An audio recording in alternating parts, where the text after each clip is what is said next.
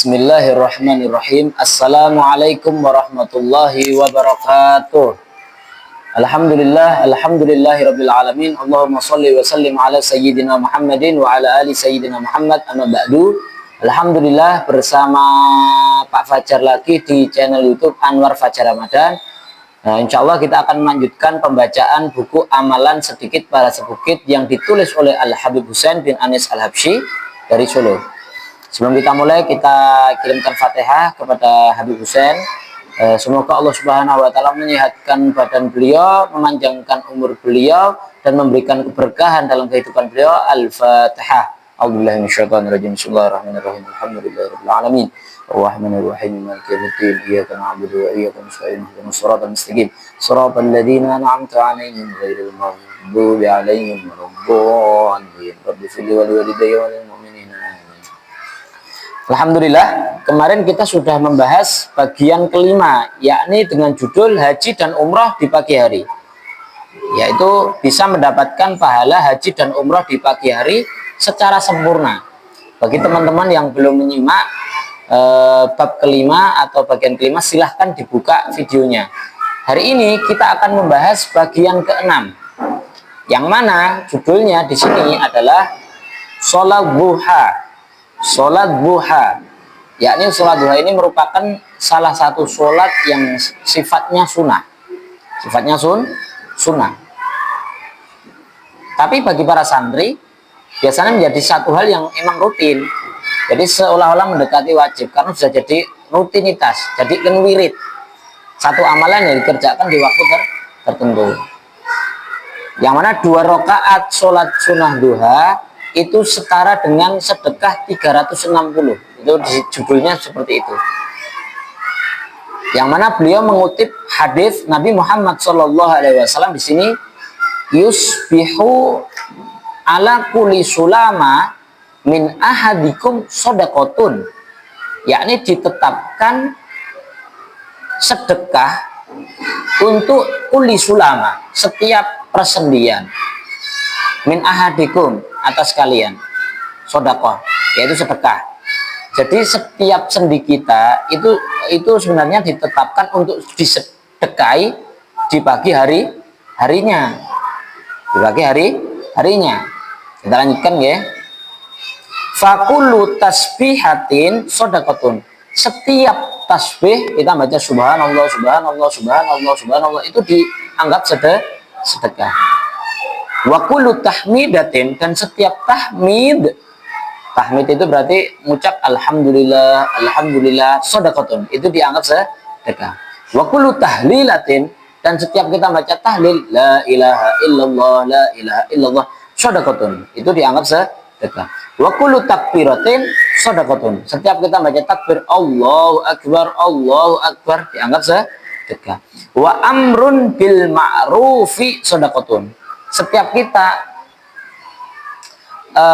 menganjurkan atau mengajak orang melakukan kebaikan, itu dianggap sedekah. Misalkan kita ngajak teman kita untuk sholat, kita ngajak teman kita untuk bersedekah, kita ngajak anak kita untuk puasa, kita ngajak istri kita untuk berbagi, kita ngajak dalam hal kebaikan, itu dianggap sedekah.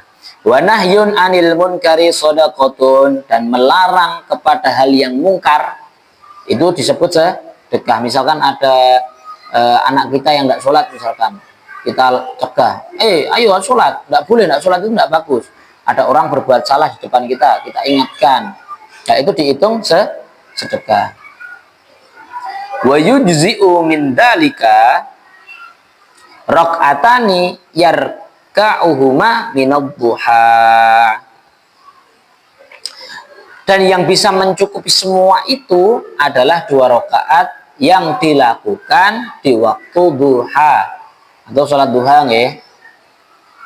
Jadi untuk apa? Kita itu bisa mensedekahi sendi-sendi kita dengan mengerjakan 2 rakaat sholat duha.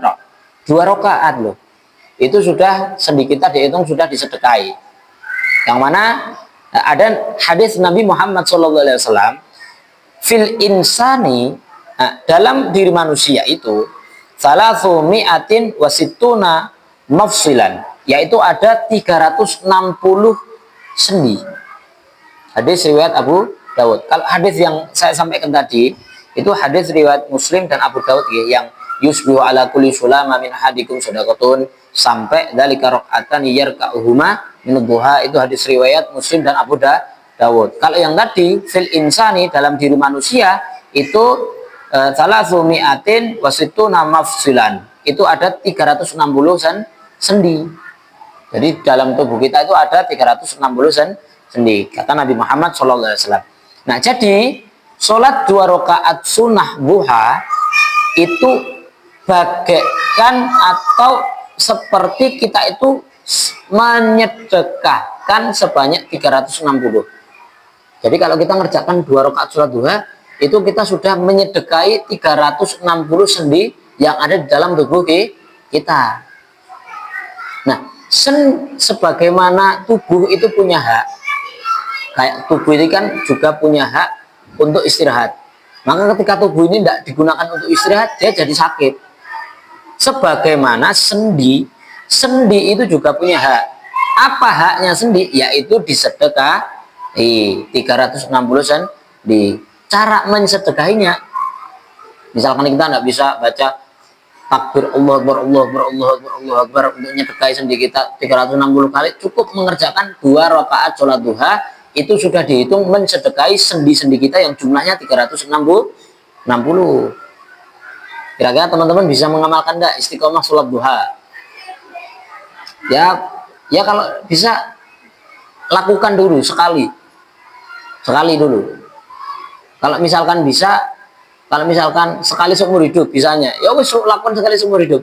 Kalau misalkan bisa naik level sekali dalam setahun, kalau bisa lagi setiap bulan sekali, kalau bisa lagi setiap minggu sekali, kalau bisa lagi naik level setiap hari dilakukan sholat duha setiap hari. Karena kita dikatakan Nabi Muhammad, sendi kita itu ya punya haknya apa? Untuk disedekahi, yang jumlahnya 360. Loh, semuanya bisa disedekahi dengan 2 rakaat sholat duha, itu sudah mencukupi. Kemudian di sini ada hadis qudsi yang dikutip oleh Habib Husain, yaitu Allah berkata, "Yabna Adam, irka'li arba'a raka'atin min awwalin nahar, akuffuka akhirahu." Wahai anak cucu Adam, rukuklah kepadaku 4 rakaat pada awal siang hari. Niscaya aku akan cukupkan bagimu sampai akhir hari. Nah, salah satu fadilahnya ketika kita mengerjakan sholat duha, itu Allah akan menggampangkan atau mengampangkan, melancarkan rezeki kita.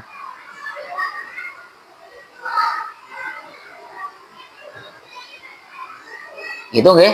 Jadi diusahakan kalau bisa sempatkan sholat duha. Sebelum berangkat kerja, ya jam 7 misalkan, jam 7. Masuk kerja jam 8, ya jam 7 sholat duha. Atau misalkan di kerjaannya disempatkan, cari waktu untuk sholat duha. Paling cuma berapa menit sih 2 rakaat itu? Nggak sampai 10 menit. Gitu nggih. Jadi di sini kesimpulannya sholat duha 2 rakaat itu bisa setara mensedekahi 360 sendi kita. Kemudian sholat duha punya peranan penting untuk menggampangkan rezeki kita. Sebagaimana ada doa, Allahumma inna duha duhauka wal baha'a bahauka wal jamala jamaluka wal quwata quwatuka wal qudrata qudratuka wal ismata ismatuka, Allahumma in kana rizqi fis sama'i fa'anzilnu. Ya Allah, jika rezekiku itu di langit, fa'anzilnu, turunkan. Wa in kana fil ardi fa'akhrijuhu, jika ada di bumi, keluarkan. Wa in kana musiran fayasiru, jika sulit syarat rezekiku, fayasiru, mudahkan. Wa in kana ba'idan faqribu, dan juga jika rezekiku itu jauh, dekatkan. Wa in kana haraman dulu ya. Wa in kana haraman fatahhir, jika rezekiku haram, sucikanlah. Kita minta supaya rezeki kita itu disuci. Nah, luar biasa doanya ketika sholat duha, yaitu kita minta kepada Allah, jika rezekinya di langit, turunkan ya Allah. Jika rezekiku di dalam bumi, keluarkan. Jika rezekiku itu haram, maka carikan aku rezeki-rezeki yang suci atau yang baik, yang halal ya Allah. Jika rezekiku seret, mudahkan, gampangkan ya Allah. Jika rezekiku itu jauh, maka dekatkan. Nah, itu salah satu doanya. Nah, ini bisa dicari nggih, dicari urutan yang pasnya nggih.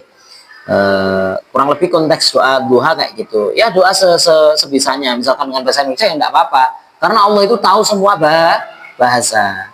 Ya mudah-mudahan Allah Subhanahu wa taala mudahkan kita, beri kita taufik untuk selalu mengerjakan sholat duha minimal 2 rakaat. Demikian yang dapat saya sampaikan. Jangan lupa meninggalkan komentar di video ini. Apabila ada yang kurang tepat silahkan diberikan komentar biar jadi koreksi bagi kita untuk kedepannya. Subhanakallahumma wa bihamdika asyhadu an la ilaha illa anta astaghfiruka wa atubu ilaik. Wallahu a'lam. Wa sallallahu ala sayyidina Muhammad. Alhamdulillahirabbil alamin. Assalamualaikum warahmatullahi wabarakatuh.